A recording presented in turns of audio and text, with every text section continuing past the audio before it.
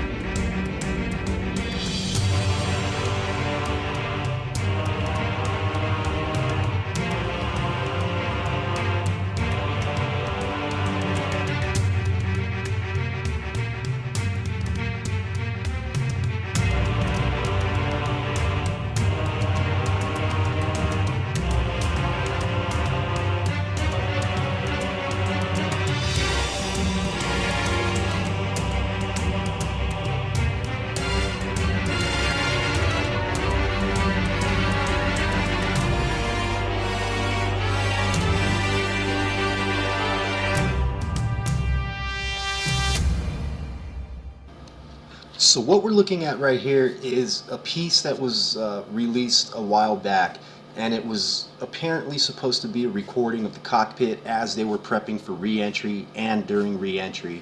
And we hear a conversation going on. It really just kind of looked like a staged set type of thing. And I'm going to go ahead and roll a little bit of this because I'm going to show you one of the things in this video that was released that really caught my attention and made me just think that it was a piece of propaganda released to give a false opinion and to form the cover up for us. So let's roll this real quick. And I'm going to go back off. Yeah. Yeah. Good enough for me to see what check one of the thing. Now notice the guy with the camera. I want you to pay attention to the camera and the camera movements, and remember that they're prepping re-entry, and they're basically already on their trajectory to make the re-entry. So everybody's strapped in, everybody's buckled down, they're strapped in, all right? They're ready to pull those G's, and they're all prepared. So just keep that in mind. Can you blow a little bit more now, Laura? Yeah. Okay. Now look at his camera.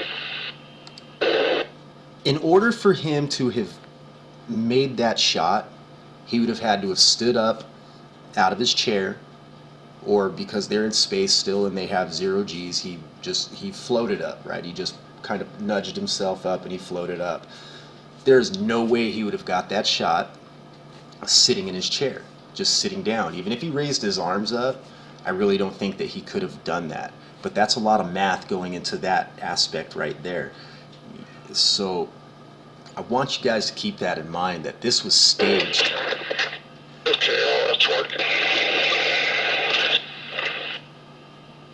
This was a staged event, guys. You see over my shoulder, Laura? I was feeling it doesn't show up nearly as much as the back. It's going pretty good now. Now remember, guys, they're having a crisis, okay? They're in space. This shuttle is their only means of survival and their only way to get home, okay? So as I stated before, they're already on their trajectory to make re-entry into Earth's atmosphere. Everybody in that shuttle, according to protocol, is strapped in their seats and they're not getting out. Why is this guy just floating around the cabin like he's filming on a movie set? Like they're making sure that they give us specific shots, guys. And that's why I gotta call bullshit on this specific video, and I've always called bullshit on it. I've never believed it. But that's up for you guys to decide on that one. Shit's about to get very real, guys. Copy that. 797 here, you want to hear 8? Lots clear. 7, go ahead. I'll go to you at 10 o'clock high. This is Houston. Say again, 7. I'll go to you at 10 o'clock high. So right here they're calling out a bogey at 10 o'clock high to mission control. So let's just pay attention. We have an unidentified flying object. All it's high, but appears to be public. It just seems to be tagging along with us.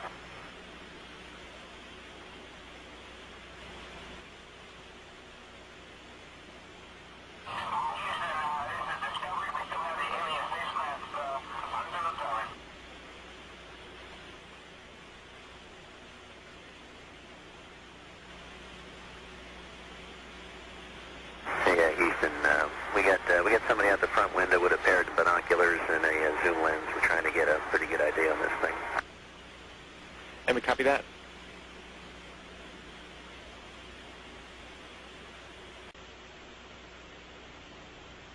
Okay, I don't know if you guys are still tracking it with the camera. Now right here, they were trying to focus their camera in on the space station, so when they swung it over to the object, it would be in focus with no fumbling around, and the transmission cut. Now we have mission control coming on, talking about they're losing this, they're losing all these different telemetries, and it wasn't all at once. They didn't lose all telemetry all at once. It didn't just explode in one big bang. There was multiple explosions throughout the ship because things were failing seconds apart from each other. And when we get when we're getting telemetry, we can tell down to the nanosecond what happened, right up until the point where the image until where the telemetry stops. So let's listen to everything that's being said here, and I want you to really pay attention to this video, guys, because this is the type of video that I'm talking about that meets all my criteria to tell me that this is a 100% legitimate video. Flight Max. Go.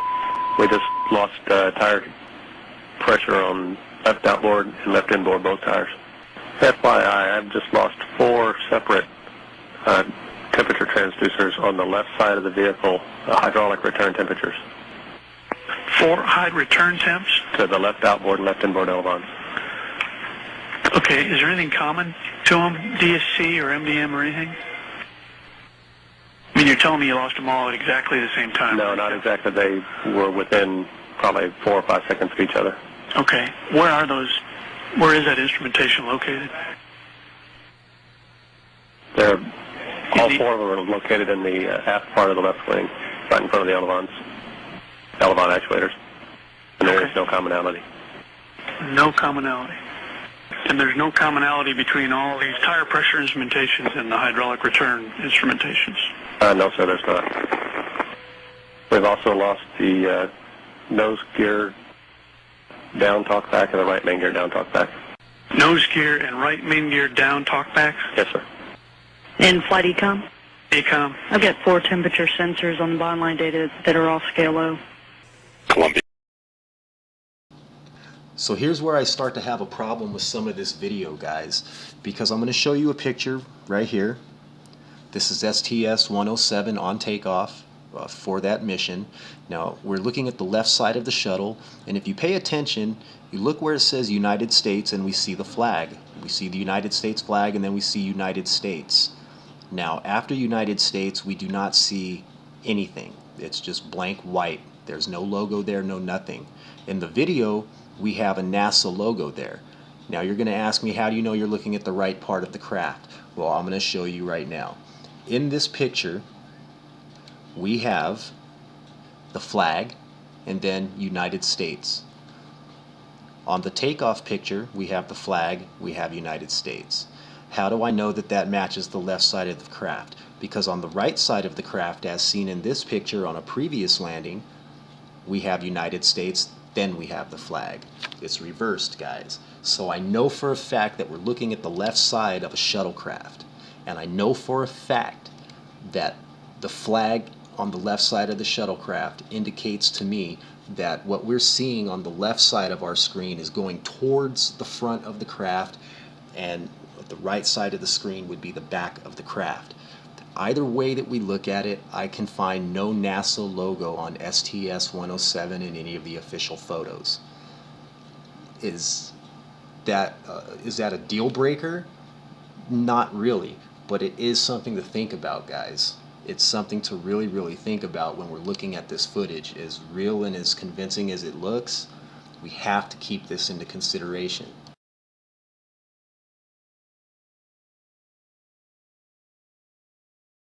Houston, UHF comm check.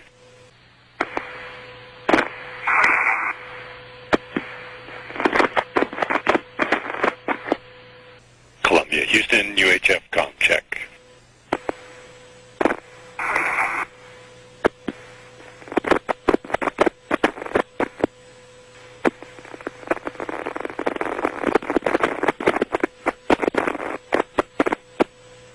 Capcom, Charlie Hobaugh calling Columbia on UHF frequency as it approaches the Merritt Island tracking station range in Florida.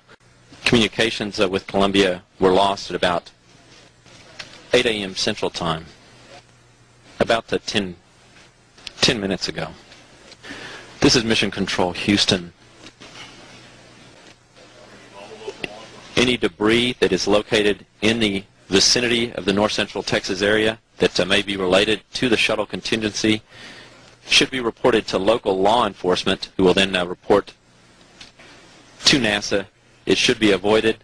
Debris could be potentially hazardous due to toxic substances that are used as propellants on the space shuttle.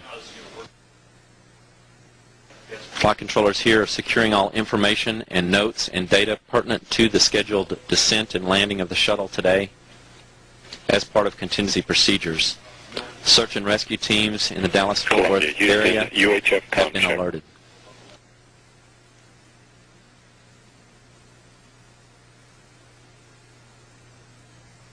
Again, any debris that is located in the north central Texas vicinity that may be related to the space shuttle contingency should be reported to local law enforcement authorities and should be avoided as it may be hazardous due to toxic substances that are used as propellants